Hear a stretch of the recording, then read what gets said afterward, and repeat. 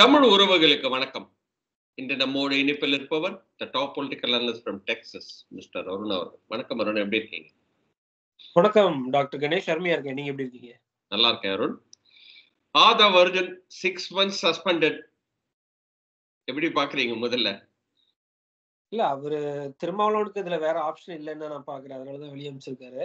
அது போக ஆதவ் அர்ஜுனாவும் அதுக்கு திருமாவளவன் வெளியே அனுப்புறதுக்கு ஒரு மறுப்பு அறிக்கை விட்டுருக்காரு. அவரும் பேட்டிகள் கொடுக்க ஆரம்பிச்சிட்டாரு வெளியே வந்து. இந்த மாதிரி அவர் என்ன சொல்ல வர்றாரு அப்படின்னா, நான் கட்சிக்குள்ள போய் சேரும்போது என்ன ஒரு மனநிலையில இருந்தனோ, எப்படி திருமாவளவனை மதிச்சு போய் சேர்ந்தனோ அதே மாதிரிதான் இப்ப அவர் வெளியே அனுப்பும் போதும் அதே ஒரு மனநிலையில தான் வந்து அதை ஏத்துக்கிறேன் அப்படின்றாரு.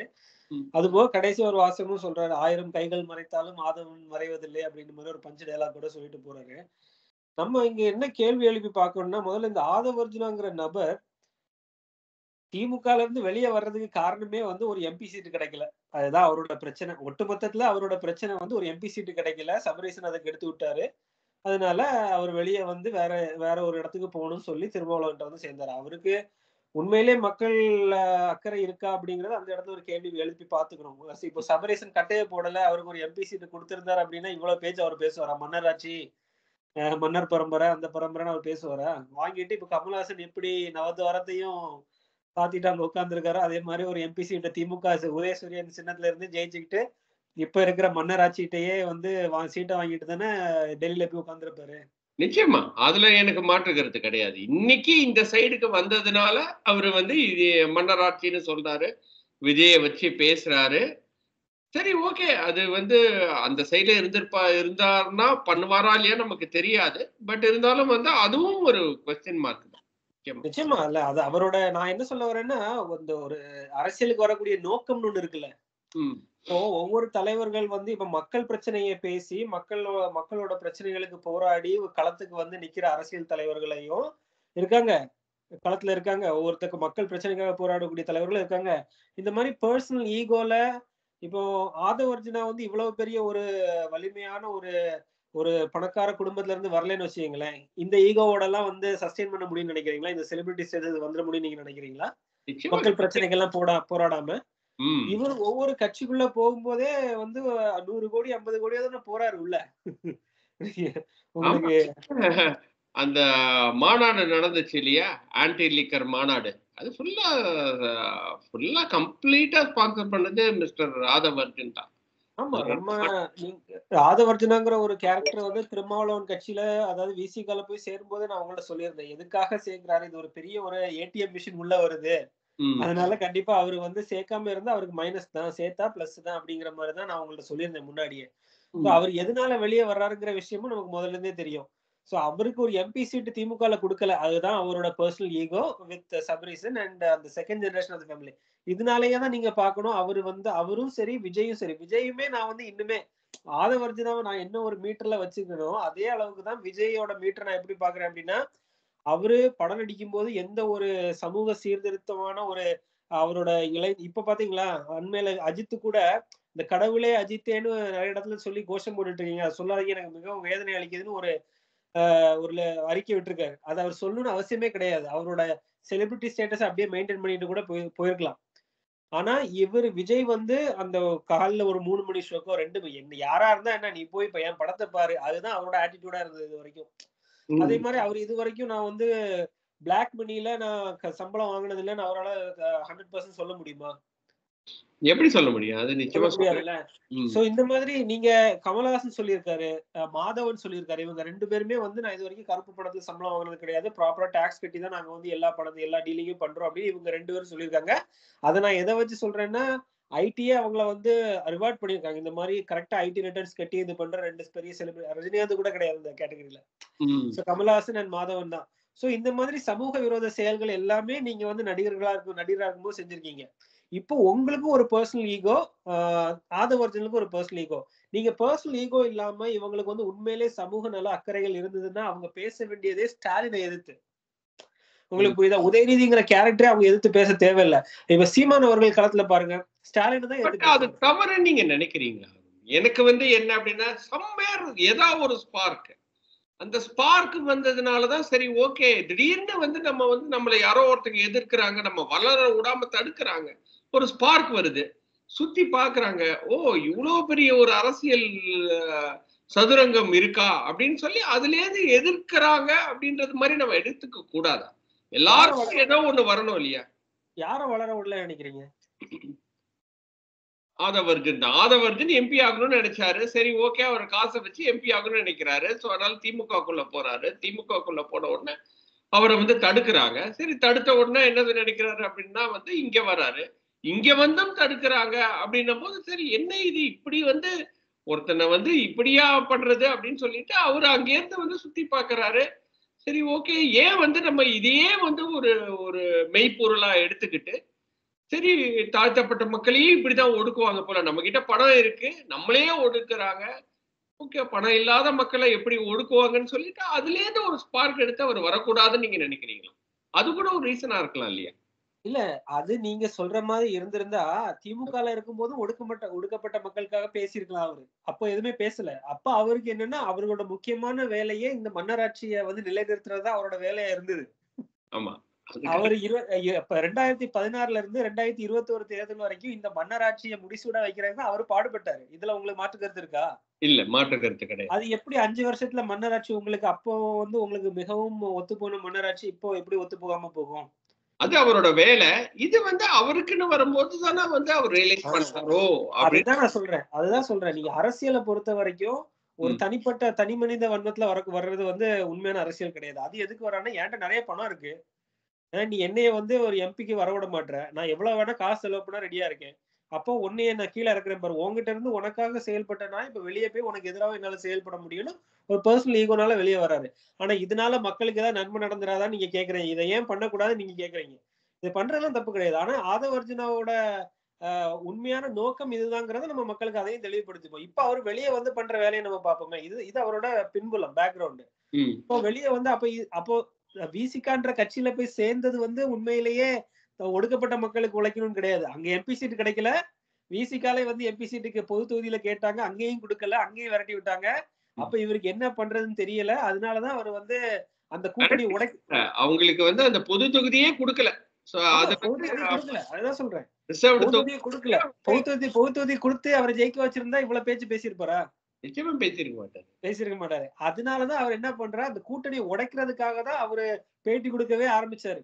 ம். அந்த எப்ப வந்து அந்த 2024 தேர்தல்ல அவருக்கு பொது தொகுதி விசிகால இருந்து கிடைக்காம பண்ணாங்களோ, அப்பதான் அவர் வெளிய வந்து என்ன பண்ணாரு, ஒடுக்கப்பட்ட மக்களுக்கு அதிகாரத்த கிடைக்க விட மாட்டீங்களா? அப்படின்னு சொல்லி அவர் பேச ஆரம்பிச்சாரு. அது வந்து விஜயோட மாநாடுக்கு முன்னாடியே.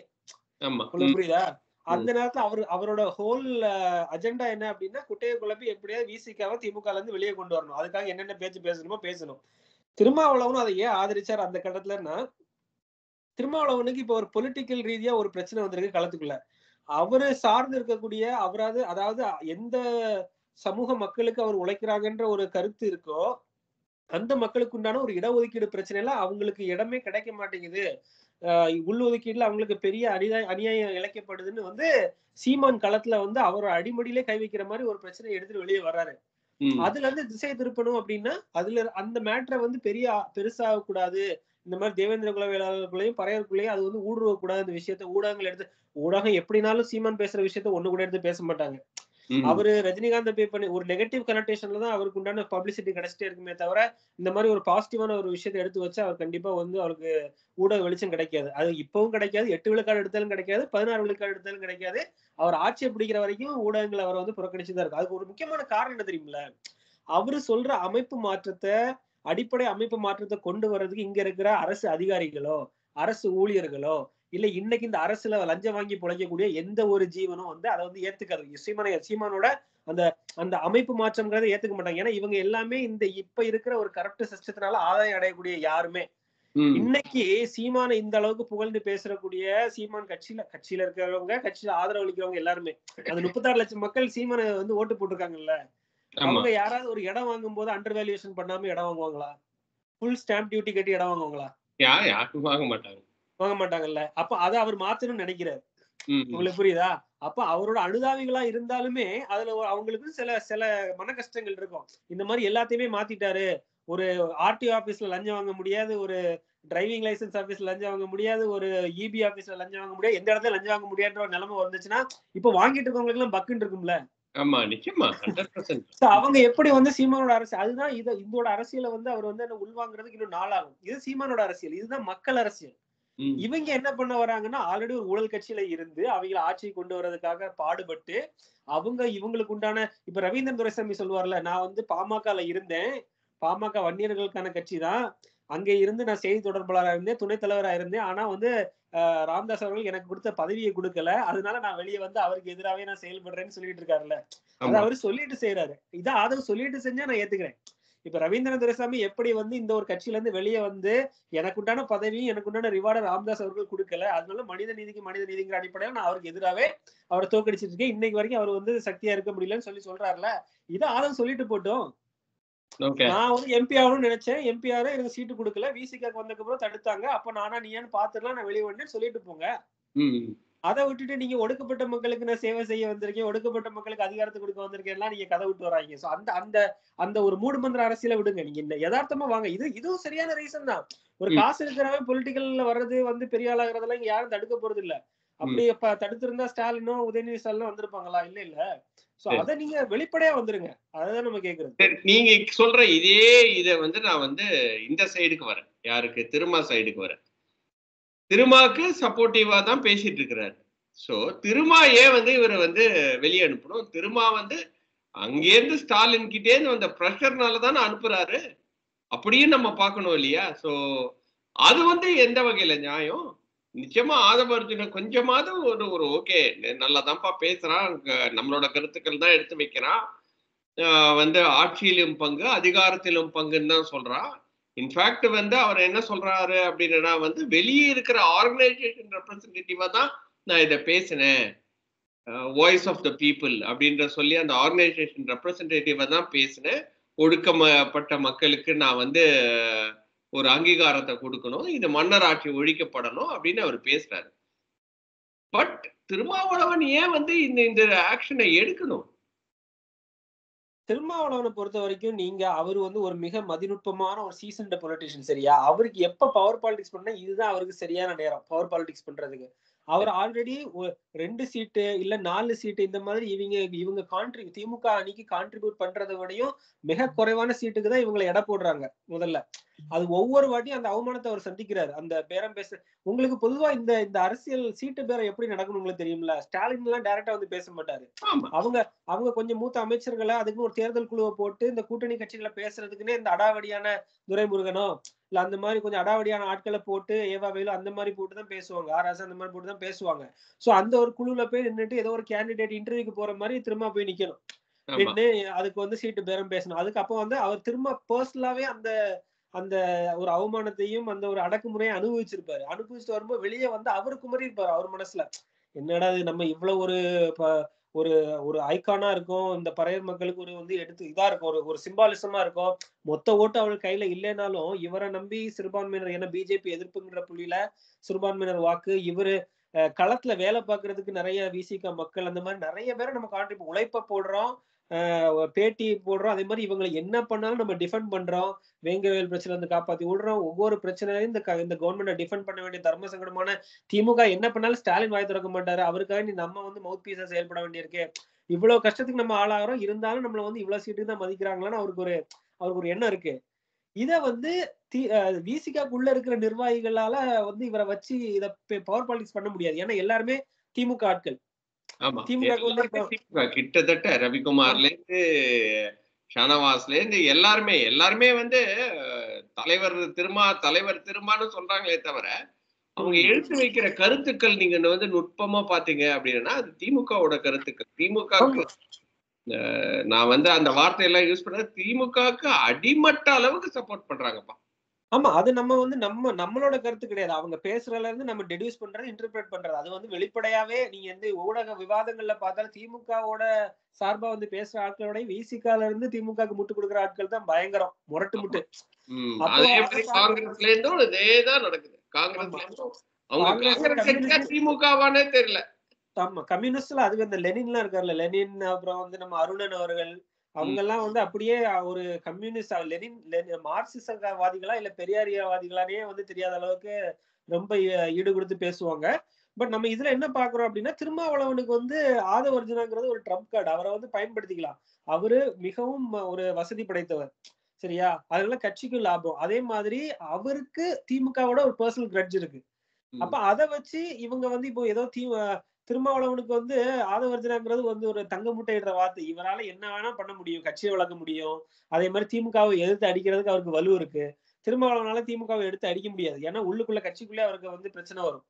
இப்போ அவரு அவரு அவரு அவரு வந்து நான் சொன்னேன் இல்லையா உங்கள்ட்ட முன்னாடியே, எடப்பாடி மாதிரியோ ஸ்டாலின் மாதிரியோ ஒன் சிங்கிள் பர்சன் பார்ட்டி கிடையாது விசிக. அவரு ஒரு முடிவு எடுக்கணும் அப்படின்னா வந்து உள்ளுக்குள்ள மேல்மட்ட நிர்வாகிகள்ட்ட எல்லாம் ஆலோசிச்சுதான் அவர் ஒரு முடிவு எடுப்பாரு. ஆனா ஃபைனல் டிசிஷன் அவரோட தான் இருக்கும். ஆனா இவங்க எல்லாருக்கும் அகைன்ஸ்டா அவர் போக முடியாது. உங்களுக்கு புரியுதா? இருக்கிறவங்கள்ட்ட மெஜாரிட்டியா கேட்டு கருத்து கேட்டு செஞ்சுக்கலாம்.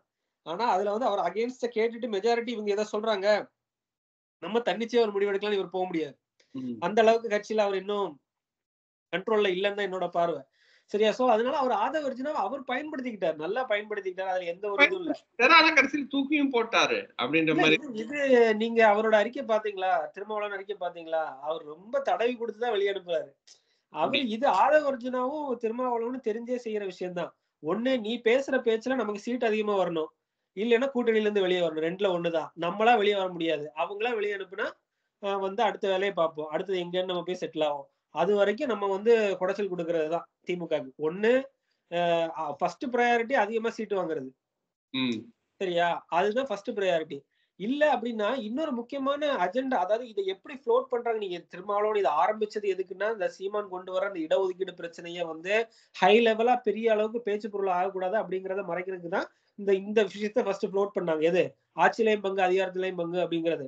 அடுத்த தேர்தல் சீட்டு பேர கூட்டணி பேரம் நடக்கும்போது இந்த ஆட்சியிலையும் பங்கு அதிகாரம் பங்குன்றத வந்து ஒரு ஹீரோவான கான்செப்டா வந்து நிக்கணும். அதை எடப்பாடியும் சொல்லணும். அதாவது அதிமுகல இருந்து அந்த ஆஃபர் வரணும். நான் தர்றேன், அதிகாரத்துல பங்கு நான் தர்றேன். விஜய் அதை சொன்னது வந்து அது வந்து எவ்வளவு தூரம் வந்து புதுவெளியில வந்திருக்கு அப்படின்னா, ஆட்சியிலையும் பங்கு அதிகாரம் பங்கு ஏன் வந்திருக்கு அப்படின்னா எல்லாரும் அதை சொல்லணும்னு நினைக்கிறாங்க. திமுகவும் சொல்லணும்னு நினைக்கிறாரு திருமாவளவன். இந்த பக்கத்துல இருந்தும் அதிமுகல இருந்தும் அந்த ஆஃபர் வரணும்னு நினைக்கிறாரு.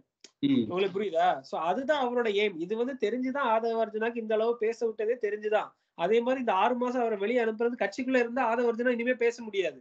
ஆனா வெளியே வந்து இனிமே என்ன வேணா பேசலாம் திமுக எதிரா. பேசுவாரு. ஆமா, இனிமேல் பேசினா எங்களோட கட்சி கருத்து இல்லைன்னு திரும்ப சொல்லிடுவார்ல. அவ்வளவுதான். இது வந்து ரொம்ப திரும்ப ரொம்ப ஒரு வசதியா போச்சு இது. அவ்வளவுதான், வேற ஒண்ணும் இல்ல. லாஸ்ட் அண்ட் ஃபைனல் கொஸ்டினா, இப்ப வந்து ஆதவர்ஜுன் வெளியே வந்துட்டாரு. வெளியே வந்துட்டாருன்றதை விட திரும்ப அமுச்சிட்டாரு. 6 மாசம் அமுச்சிட்டாரு. நீங்க சொன்ன மாதிரி தடவி கொடுத்தே அமுச்சிட்டாருன்னே நம்ம வச்சுப்போம். இப்ப விஜய் பக்கத்துல சாயறதுக்கு வாய்ப்புகள் உண்டா? நீங்க எப்படி பாக்குறீங்க விஜய்? ஏன்னா விஜய் நல்லா வளர்ந்துட்டு வராரு. நீங்க சொன்ன மாதிரி அந்த அந்த மேடை பேச்சுல வந்து மாநாட்டுல நடந்ததை விட இதுல நல்லா ரெசனேஷன் இருந்துச்சு. நீங்க எப்படி பாக்குறீங்க? இவங்க 2 பேரும் சேர்ந்து இரட்டைக்குலை துப்பாக்கி மாதிரி செயல்பட்டாங்கன்னா அதுவே ஒரு பெரிய ஒரு வெற்றியா கூட அமையலாம் இல்லையா? ஏன்னா ஆதவர்ஜுன் இஸ் அல்டிமேட்லி பிசினஸ் மேன். மார்டினோட மருமகன். ஸோ இவருக்கு இங்க இருக்கிறது வந்து நிறைய அட்வான்டேஜா போகும் இல்லையா விஜய்க்கும். அதே மாதிரி விஜய்க்கும் வந்து யாரோ ஒருத்தங்க நல்லா அட்வைஸ் பண்றாங்க. ஏன்னா இவர் வந்து பிகேக்குடையே வேலை பண்ணியிருக்காரு, பிரசாந்த் கிஷோரோடய வேலை பண்ணியிருக்கிறாரு. So maybe he can also use him gain political advantage இல்லையா? எப்படி பாக்குறீங்க அந்த லாஸ்ட் அண்ட் ஃபைனலா? ஆதவர்ஜுனை பொறுத்த வரைக்கும் அவர் என்ன பிளான்ல இருக்காரு அப்படின்னா, அவர் ஒரு ஸ்ட்ராட்டஜிஸ்ட். நீங்க சொன்ன மாதிரி அவர் பிகே இதுல வேலை பார்த்து ஒரு எலெக்ஷன் ஸ்ட்ராட்டஜிஸ்ட்ங்கிற ஒரு அடிப்படையிலேயே நான் என்ன சொல்றேன் அப்படின்னா, அவர் எதிர்பார்க்கிறது இந்த அதிமுகவோட 20 விழுக்காடு வாக்கு கட்டமைப்பு இல்லாம ஆட்சியை மாற்ற முடியாதுன்னு ஆதவர்ஜுனுக்கு நல்லாவே தெரியும். விஜய் மட்டும் நம்பி தனியா போய் அவரால் வந்து இந்த ஆட்சியை கவுக்க முடியாது. இவரோட எய்ம் ஆட்சிக்கு வரணுங்கிறது கிடையாது. திமுக ஆட்சியை கவுக்கிறது தான் இவரோட எய்ம்.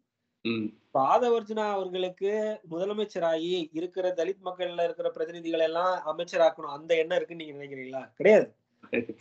அவருக்கு வந்து திமுக எதுக்கு கிரட்ஜ்? சபரீசன், உதயநிதி. அவருக்கு ஸ்டாலினை கூட விட்டுருங்க. ஸ்டாலின் கூட ஆதவர்ஜுனாக்கு எல்லாம் சீட்டு கொடுக்காதெல்லாம் சொல்லியிருக்க மாட்டாரு. உதயநிதி அடுத்த கட்ட ஒரு பவர் சென்டரா வளர்ந்து வராரு. அதே மாதிரி சபரீசனும் அந்த அளவுக்கு ஒரு பியூரோகிராட்ஸ் மத்தியில இப்ப எல்லா ப்ராஜெக்ட்ஸும் எல்லா டெண்டர் ஃபைனலைஸ் பண்றது யாரு? ஸ்டாலினோட மனசாட்சி. ம். அத நம்ம வந்து வெளிப்படையா நம்ம வந்து ஆதாரம் இல்லாம அந்த இத சொல்ல முடியாது. ஸ்டாலின் அவர்களே அவரு வந்து ஒரு டெலிகேட்டட் பவர் கண்டிப்பா குடுத்திருப்பாரு குடும்பத்துல. எப்படி முரசொலி மாறன் கருணாநிதி அவர்களுக்கு இந்த கார்ப்பரேட்ஸ் டீல் பண்றதுக்கு ஒரு லேர்னடா ஒரு ஒரு பயங்கர ஒரு டெக்னாலஜிக்கல் பெர்சனா, ஒரு எக்ஸ்போஷர் உள்ள பெர்சனா முரசொலி மாறன் எப்படி இருந்தாரோ, அதே மாரி தான் இப்ப சபரீசன் செயல்படுறாரு. ம். அதனால இப்ப அதானிட்ட டீலிங் வைக்கிறது, இந்த மாரி கார்ப்பரேட்ஸ்ட்ட டீலிங் வைக்கிறது எல்லாமே வந்து ஒரு ஒரு என்ன சொல்றது, இந்த ஜெனரேஷன்ல அந்த எக்ஸ்போஷர் இருக்கக்கூடிய ஒரு ஆளால தான் முடியும். சொல்லப்போனா அதுதான் சரியான விஷயம். இப்ப நீங்க ஸ்டாலின் அவர்களோட பேட்டி அவர் பொலிட்டிக்கல் மைண்ட் ஸ்டாலின்ங்கிறது ஒரு எக்ஸ்ட்ராடினரி அது வேற லெவலு. ஆனா நீங்க அவரோட பேட்டிகள்லாம் பார்த்திருக்கீங்களா? ஒரே ஒரு நார்த் இந்தியன் ஊடகம் இந்தியன் எக்ஸ்பிரஸா ஏதோ ஒரு ஊடகம் வந்து அவர் ஒரு பேட்டி எடுத்தாங்க. அவரு நீங்க கரப்ஷன பத்தி பேசிட்டு இருக்கீங்களான்னு கேட்டதுக்கு அவர் வந்து அந்த எப்படி திணறினாருன்னு அந்த பேட்டியில நம்ம பார்த்தோம்ல. இத நான் ம். ஒரு ஏளனமா சொல்லல. அவ்வளவுதான் அவரோட அதாவது அந்த ஒரு ஒரு நெகோசியேஷன்ஸ்லாம் ஒரு பெரிய கார்ப்பரேட் முதலாளிட்ட பண்ற அளவுக்கெல்லாம் ஸ்டாலின் வந்து அவருக்கு அந்த அளவுக்கு ஒரு நெகோசியேஷன் கெப்பாசிட்டிலாம் இருக்குன்னு நான் பார்க்கல. ம். உங்களுக்கு புரியுதா? சோ அது அதெல்லாம் அவரு சார்பா ஒரு பண்றது. திறமை. சோ அதனால ஆமா. வந்து ஓகே. ம். அத நான் வந்து ஒரு குறைபாடா சொல்லல. அது இருக்கிறவங்க அதாவது நீங்க சொன்ன மாரி ஒவ்வொரு ஆளுக்கும் ஒவ்வொரு திறமை இருக்கும். இந்த தமிழ்நாட்டு பாலிடிக்ஸ கண்ட்ரோல் பண்ணக்கூடிய திறமை ஸ்டாலின்ட்ட இருக்கு. அதே நிச்சயம். மாரி இந்த மாரி கார்ப்பரேட்ஸ் டீல் பண்றக்கூடிய திறமை எல்லாம் சபரீசன்ட்ட டெலிகேட் பண்ணியிருக்கலாம். அப்ப ம். இவரு யார எதிரியா நினைக்கிறாரு? நீங்க தமிழ்நாட்டு பாலிடிக்ஸ மாத்தணும்னா ஸ்டாலின தான் குறி வைக்கணும். He is calling the shots in DMK. ம். அவரு தான் வந்து ஒவ்வொரு விஷயம் அமைச்சர மாத்துறதுல இருந்து, இந்த இந்த இந்த சமூகத்துக்கு அமைச்சர குடுக்கணும், இந்த சமூகத்துக்கு அமைச்சர குடுக்கக் கூடாதுன்னு முடிவு பண்றது யாரு? ஸ்டாலின் தானே! ஸ்டாலின் தான். ஸ்டாலின் தான். ஆமா. ஸ்டாலின் தானே! அப்ப வந்து அதிகாரத்துல பங்கு யார்ட்ட கேட்கணும்? நீங்க உதயநிதிட்டயா கேட்கணும். ஸ்டாலின்ட்டல்ல கேட்கணும். ம். நீங்க ஸ்டாலின்ங்கிற வார்த்தையே உங்க வாயிலிருந்து வரலையே! விஜய் ஸ்டாலின் பேர மென்ஷன் பண்ணாரா? இதுவரைக்கும். ஒருக்கையாவது. இல்ல. இதுவரைக்கும் பண்ணதில்ல. பண்ணதில்ல. அப்ப நீங்க ஆதவர்ஜுனா அதை தவிர ஸ்டாலின்னு சொன்னதில்ல. சொல்லணும்லங்க. அவரு தானங்க முதலமைச்சரு. அப்ப நீங்க நீங்க செய்யற தப்பெல்லாம் யார் இந்த ஒரு நபரோட கண்ட்ரோல்ல தானே இருக்கு. இப்ப இவ்வளவு தூரம் சீரழியுது, சட்ட ஒழுங்கீனம் நடக்குது தமிழ்நாட்டுல அப்டின்னா, இப்ப அந்த போதைப் பொருள் கலாச்சாரம் இன்கிரீஸ் ஆயிருக்கு அப்டின்னா, இதுக்கெல்லாம் யாரு காரணம்? ஆமா சிஎம் தான் காரணம். பின்ன ஆமா, அவர்கிட்ட அவன் தான சிஎம். போலீஸ் அப்ப நீங்க இருக்கு. சிஎம் அவர் பேர சொல்லி அட்டாக் பண்ணாம எப்படி நீங்க வந்து எந்த கட்சி ஆட்சி நீங்க எதுக்குறீங்க? அந்த கட்சி ஆட்சிக்கு யார் தலைவரு? நீங்க ம். சீன்லே இல்லாத உதயநிதிய எதுக்குறீங்க? சீன்லே இல்லாத சபரீசன கொண்டு வந்து எதுக்குறீங்க? சபரீசன் ஏதாவது ஒரு அரசு பதவியில இருக்காரா? இல்ல, இல்ல. கரெக்ட்.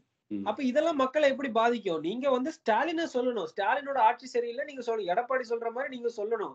ம். நீங்க அத சொல்லாம அத சொல்றதுக்கே உங்களுக்கு இது பயமா? இல்ல உங்களுக்கு தயக்கமா? என்ன நான் விஜய்ட்டயும் இதே தான் கேள்வி கேட்கிறேன். இப்ப இந்த நிலைமையில இருக்கிறவங்கள வச்சு ஆதவ் எப்படி வந்து விஜய வச்சு பெரிய கால்குலேஷன போட்டுற முடியும்னு நீங்க நினைக்கிறீங்க? இரட்டை குழல் துப்பாக்கியா? நீங்க ஸ்டாலின்ற பேர சொல்றதுக்கே உங்களுக்கு பயமா இருக்கு.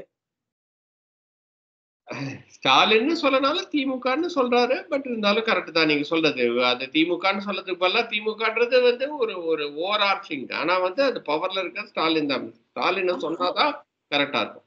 இப்ப வேங்கை வயலுக்கு போகலன்னு நீங்க ஒரு காரணத்த எடுத்து வைக்கிறீங்க. வேங்கை வயலுக்கு யாரு போயிருக்கணும்? உதயநிதியா? இல்ல ஸ்டாலினா? யாரு போயிருக்கணும்?